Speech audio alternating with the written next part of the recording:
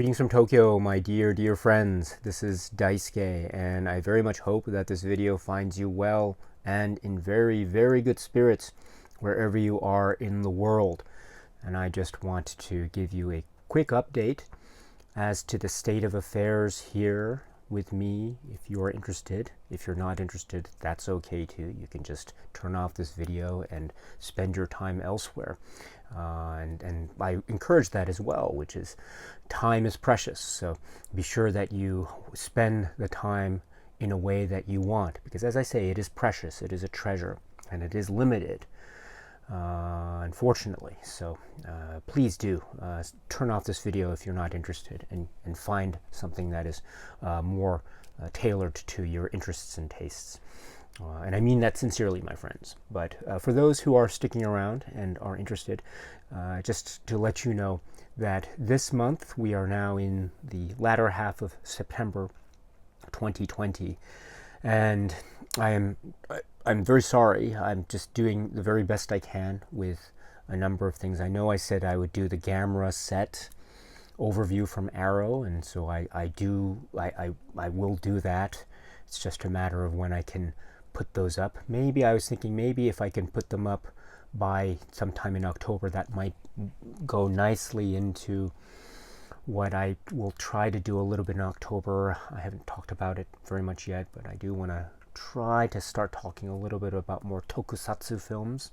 Tokusatsu is a Japanese term for being the special effects type of film, which is generally regarded as being kaiju or other types of spectacle sci-fi genre films from Toho Studios and from other studios in Japan. But the Toho Studio films, tokusatsu films, are the ones that get, I think, the most attention.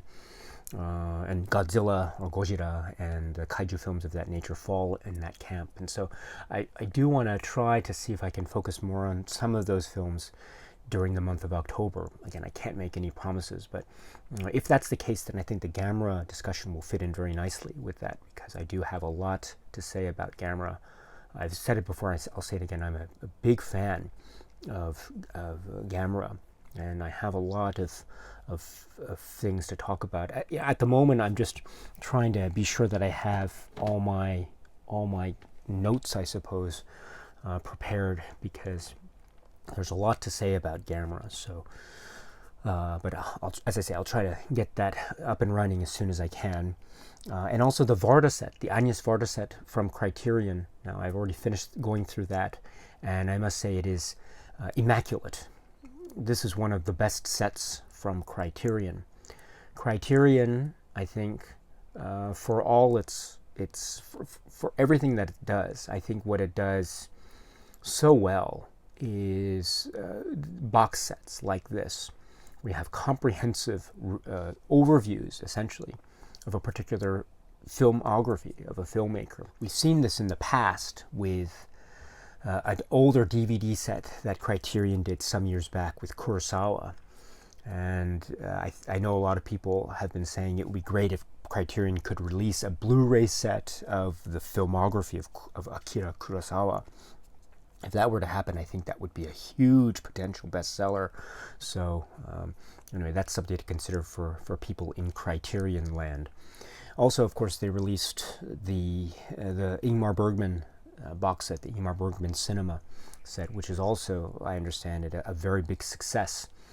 And I know a lot of people who are into Bergman really got a lot out of the set.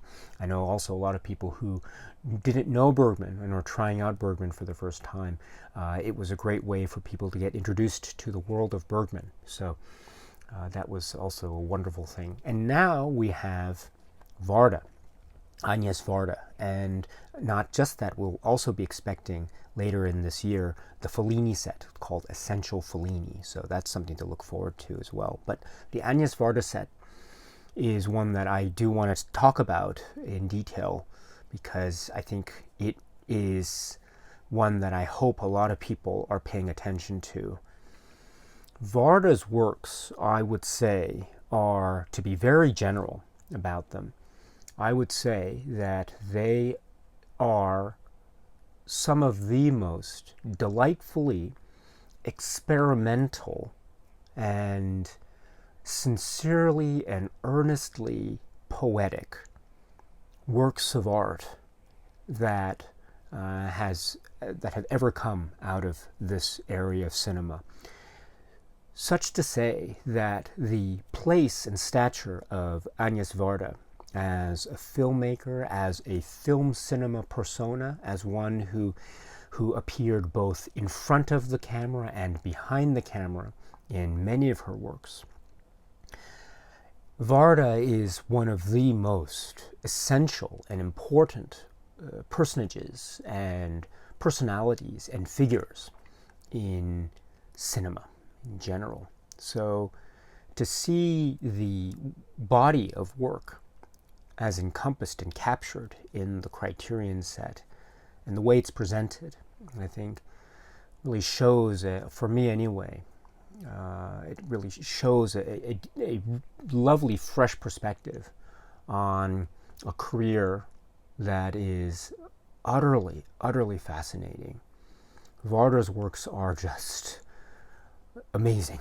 And if you haven't seen a work by Agnes Varda, and I do know that I've received a number of comments from a number of people who said that they are interested in Varda's works, and they've heard a lot about Varda's works, but they've never seen a work by Agnes Varda. You know, that is the key, right? That is the key. The key about cinema is to see it. And the key about cinema is to watch and experience the films, right? We can, of course, we have all these great sets and we have all these wonderful films at our disposal, and we have great access. Time, of course, is a factor. So many films to watch, so little time. Our own schedules, of course, our own interests, what it is we focus on. Of course, we can't do everything that we want. But for anyone who is expressing interest in exploring, taking a dive into the world of the cinema of Agnes Varda, this is such a wonderful opportunity, and I'm talking about the Criterion Agnes Varda set. So I think that it's one of the best sets from Criterion, and I love I love everything about it. Actually, I love the size, and I love the way it looks as far as the outer aesthetics, and the films themselves, the way that they're presented, their order, and the information about them. And just having them there in this one-stop shop type of way, I think is incredibly important. And I do say that as well because Varda's filmography, I admit, is it's quite complex when one tries to assemble it and tries to see exactly what's there and what isn't, and so what counts as a film in her filmography. And so this sort of discussion, I think, is still ongoing, and I think the Criterion set is part of that discussion, that's for sure. But in any event, my friends, with that kind of wonderfully fluid and beautifully complex filmography as Agnes Varda's filmography is, I think having a set like Criterion's is a beautiful and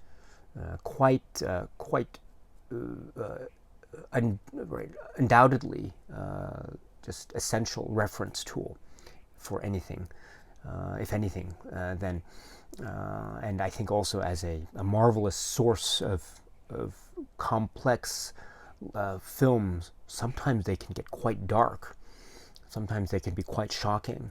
They are always punctuated with a sense of earnest truth and realness, but it's also playful. But anyway, I think I have to just stop myself here and just reserve the rest of my comments about the Varda set for those videos, which hopefully will be very soon. Again, there's a lot there, and so I just have to be able to digest it and be sure that I have everything correct in my own brain.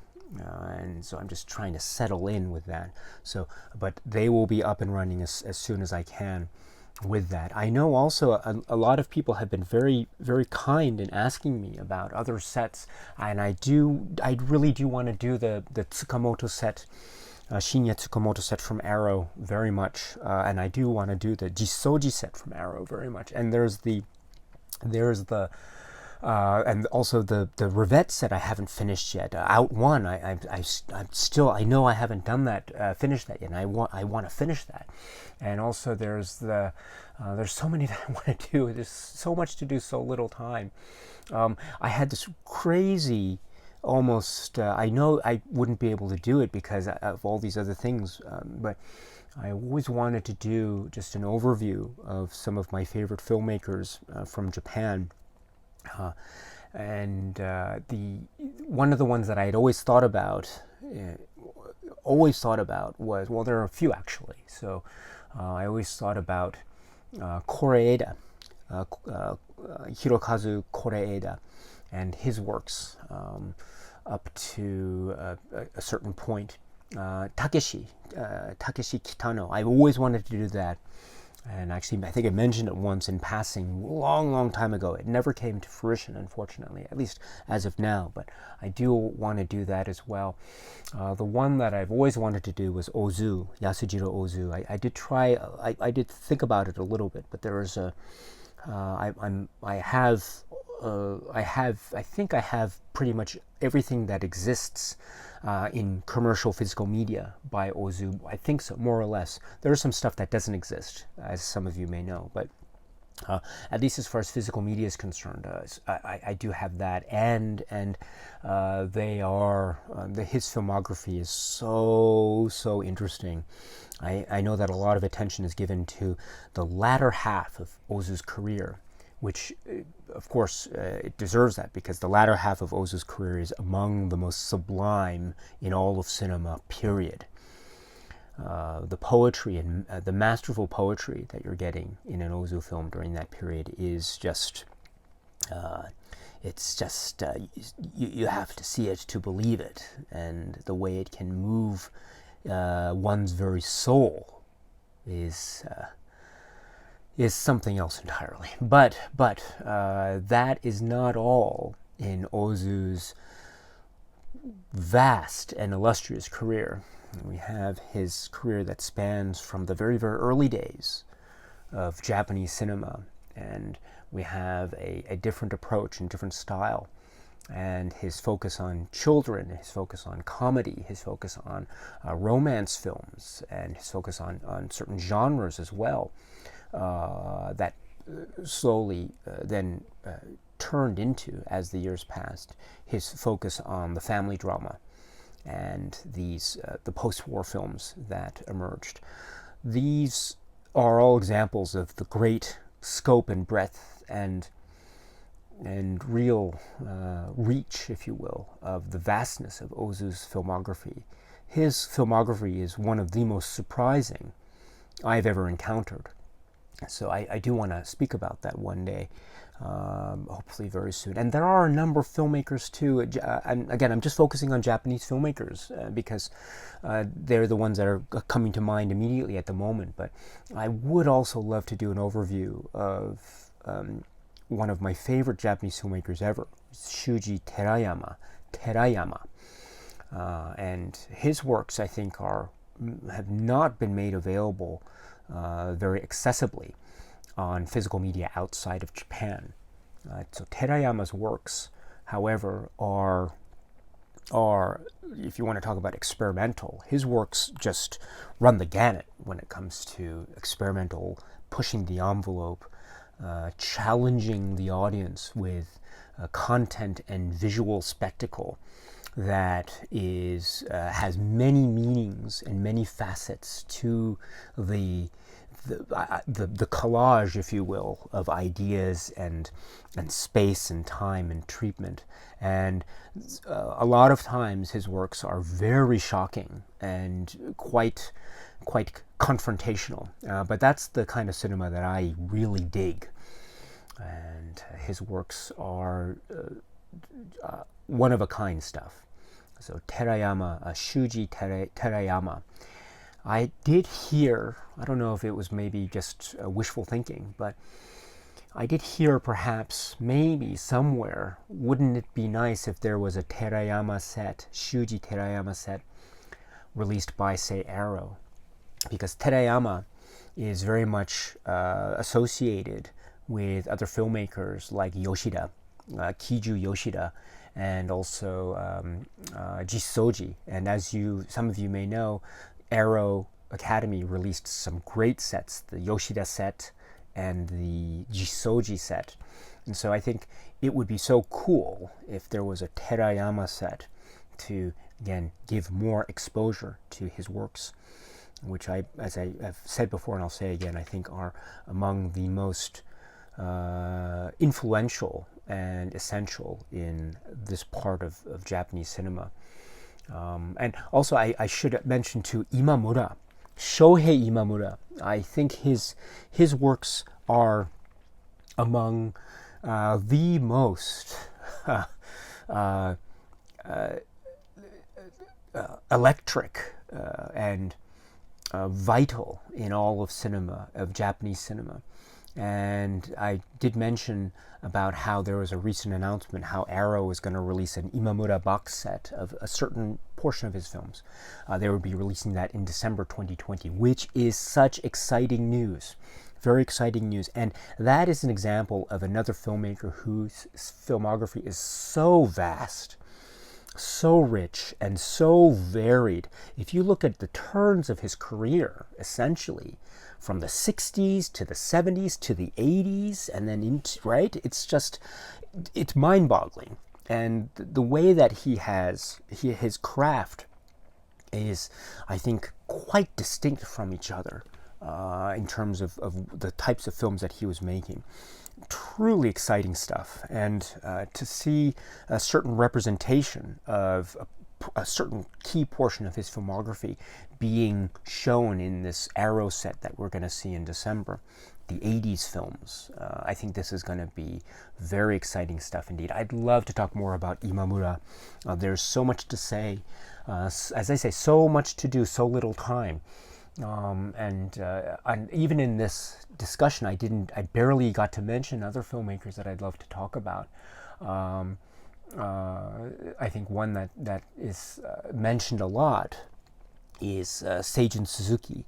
And Seijun Suzuki is I think, for a lot of people, well, myself included, he is like the pop art master of Japanese cinema, and his works depend on their own laws of physics.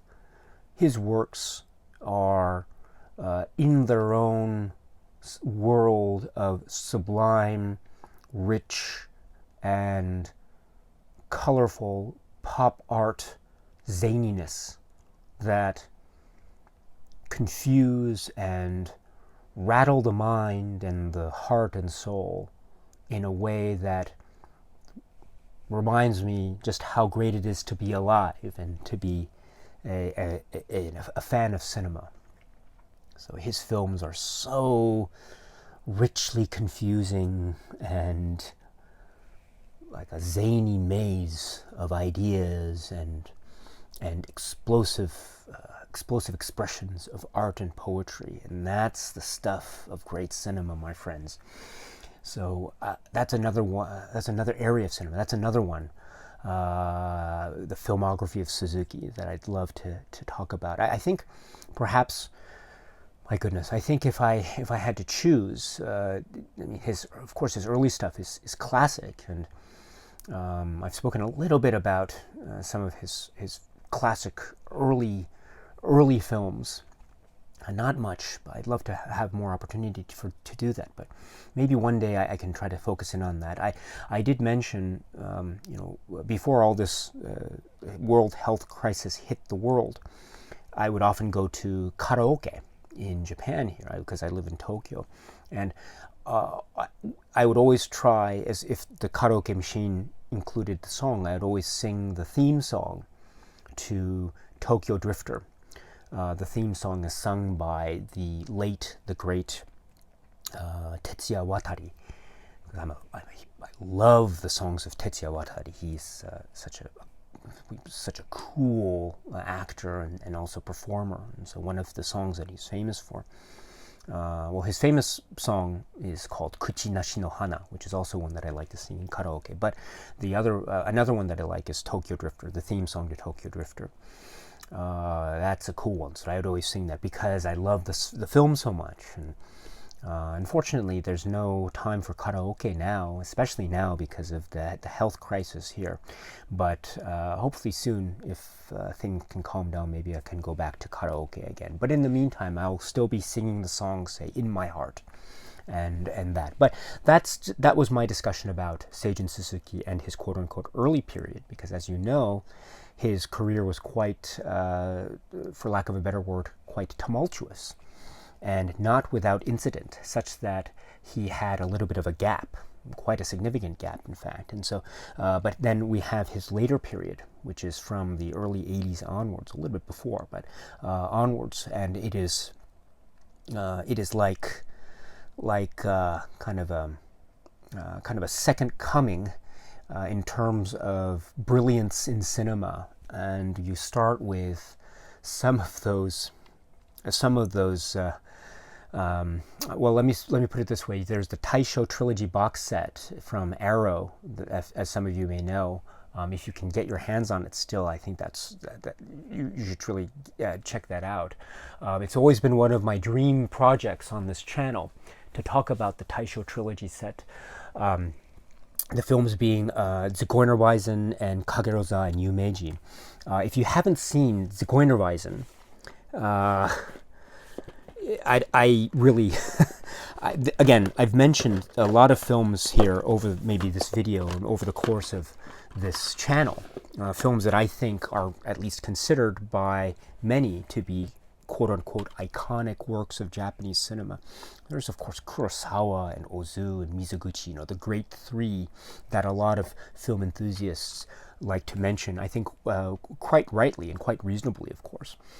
There are other landmark moments of Japanese cinema that I think anyone who enjoys Japanese cinema, I really think, should watch.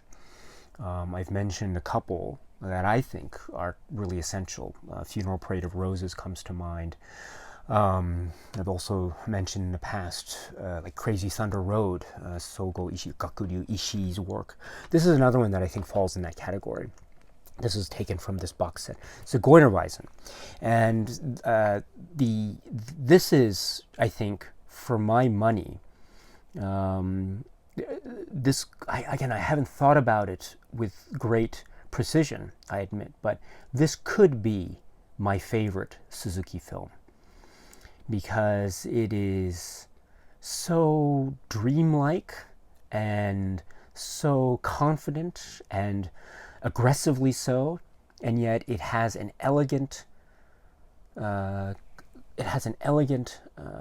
shimmering beauty to it that is also very chaotic, and it just goes in places that I have to just stop many parts of the way when I'm watching this film, almost as if I need to catch my breath. I'm trying to keep up with the immense body of thought and creative ideas that are being expressed in this film all at once, and it's just going all over the place. And that's just the beginning of it, and it's also enveloped in really beautiful terms and sounds and musical qualities and haunting images that will stay with you forever. This is Zigeunerweisen. So I would love the opportunity to talk about this, and then that's, again, for those who know the Taisho trilogy set, you know that this is merely the beginning of this kind of approach, because we're going to get a lot of that in Kagerosa, which is another one that is, and then Yumeji. So I just, my goodness, talking about them in brief like this right now is just making me really want to speak about the films as a whole. But Suzuki, one of these days, hopefully, one of these days, I would love the opportunity to speak about this set. It really means a lot to me, And I remember when I was young, it was so difficult for me to try to get these films. When I was able to find them and watch them eventually, and I saw them, I was so I felt like I was in some kind of abyss of confusion, and I had no idea what was going on, and I felt so lost. But that was such an important moment for me, I think, because it made me realize that I had to be more active when it came to watching his films, or cinema in general. And I realized that I was much too passive a film watcher. So films like Suzuki's, and in particular these films, Zigeunerweisen in particular, was almost a wake-up call for me when I was growing up. And so I hold these films in high regard. And that's not to say that now I consider myself an active thinking film watcher. That's not what I'm saying at all. But what I am saying is that it is something that I do feel that it is showing me my insufficiencies as a film watcher. Even now, when I watch the films, I try to keep up and I can't, because I realize it's operating on a plane of intelligence way, way, way, way beyond me. Could never even hope to even be at a place where I could even begin to comprehend even a small percentile of the stuff that's going on there. But be that as it may, it's still fun trying to watch it and give it a try, as it were. So even though I might fail spectacularly in terms of my own film watching, still. Taisho trilogy, one of these days, my friends, hopefully when things work out in terms of time and scheduling. But this is just, right, and I didn't even begin to mention, as some of you may know, my great affection for the so-called Art Theater Guild films from Japan. That is something that I truly want to talk about. And I haven't even spoken about Mizoguchi, Kenji Mizoguchi, on this film, and that's a real shame. That's another shortcoming. And I still remember to this day, I had the great opportunity of watching Ugetsu Monogatari, Ugetsu, for the first time many years ago, and it was at a time when I was having some difficulty in my life, and I was watching Ugetsu, and this strange and alluring sense of calm came over me as I watched the film. Because if you know the film, you'll know that it has this great almost beauty enveloped in shadow and tragedy, but there is a sense of a kind of a beautiful almost resignation in the sad and the morose. Sometimes the term affiliated with this is something like mono no aware, or the idea of the beauty in the transcendental nature of things, and how this kind of impermanence is itself something to be admired. And this is all, of course, and it's also couched in these, I think, really beautifully accessible narrative traits in terms of relationships, and in terms of love and devotion, and also how that is tested. And these kinds of great things I mentioned Ugetsu Monogatari. Sancho the Bailiff also comes to mind immediately when it comes to those kinds of concerns of cinema. And so one of these days I really have to do a Mizoguchi discussion, even if it's limited. There are so many in terms of his filmography that are just sublime, utterly sublime. And one of these days I do want to speak more about his works. My comments are very shallow, and they are very unimportant in the long term, even in the short term. So in any term, they are unimportant, they are shallow. But there are some things that I have been thinking about ever since I first saw my first Mizoguchi all those years ago. And one of these days, if I can, I'd love to be able, even in a limited capacity, to express them in however inarticulate way that I do. I still love the opportunity to do so because they mean so much. And as I say, they came in, especially, they really came in a time when I was having some difficulty in my own life, and so I really. They helped me to see things in a different way and to understand, or at least to try to begin to understand that cinema can be this kind of transcendental experience. And it's not just cinema for the sake of watching something that is beyond you, but it's also transcendental in the sense that it can also be linked with you. And so it can help you to see things in a different way. And I think Mizoguchi's works, especially at the time that I was able to discover them, really helped me to see that, at least to a certain degree anyway. So, yeah, one of these days, my friends, Mizoguchi. But as I say, that's one of the things that is one of the most frustrating things, is that so much to do, so little time. And I wish that there could be more time spent with these and with other projects. And there are, as I say, and as some of you may know, projects that are ongoing, and there are some projects that I've always mentioned but never got around to, just simply because this isn't my full-time job, YouTube, right? This is just something I do in my spare time. And so whenever I can, I just try to do this. But it's sometimes difficult for me to want to do everything that I want to do here. But I will try my best, and we'll see how it goes. I didn't even mention anime, of course. Evangelion. There's a lot to do with Evangelion at the moment, as some of you may know, and it's always been a dream project of mine to go through the Evangelion series as much as I can. I'm not an anime expert, but one of the things I do love is Neon Genesis Evangelion, and there's a lot to say about that. Anyone who hasn't seen Evangelion, please check it out. It's very deep, and very clever.